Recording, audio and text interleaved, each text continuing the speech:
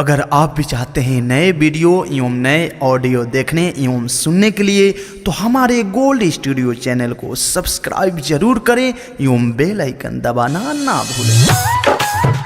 दर्द उठतावे बेसी बेसी बेसी बेसी परदेसी भइलन डीजे मनीष रक्सौल। दर्द उठतावे बेसी बेसी बेसी बेसी परदेसी भइलन रिकॉर्डिंग बाय टिया फिल्म्स। गावना करा के सैया हो गावना करा के सैया गइला भुलाई परदेसी भइलना दर्द उठतावे बेसी परदेसी भइलना दर्द उठतावे बेसी परदेसी भइलना परदेसी भइलना परदेसी भइलना परदेसी भइलना म्यूजिक बाय कुमार उत्तम।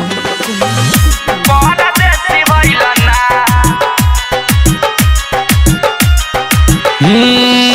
नींद न आवे रात होई जाता भोर हो बिरह वियोग में राजा गिरता टेलोर हो नींद न आवे रात होई जाता भोर हो बिरह वियोग में राजा गिरता टेलोर हो सुन सान लागतावे हो सुन सान लागतावे चूड़िया लहटिया भुलाई गइलना हो भुलाई गइलना दर्द उठतावे बेसी परदेसी भइलना दर्द उठतावे बेसी परदेसी भइलना दर्द उठतावे बेसी बेसी बेसी बेसी परदेसी भइलना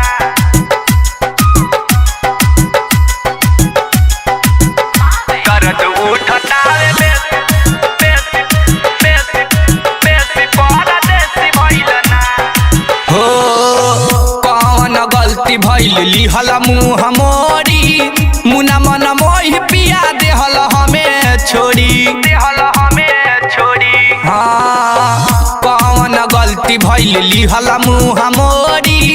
मुना मन मोहि पिया देहल हमें छोड़ी और नल बेला देवरा हो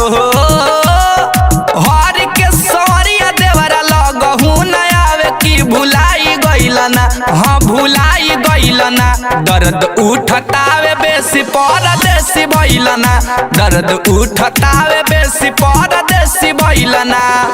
गावना करा के सैया गइला भुलाई परदेसी भइलना परदेसी भइलना दर्द उठतावे बेसी परदेसी भइलना दर्द उठतावे बेसी परदेसी भइलना recording by Tiya films. Tiya films. Tiya films.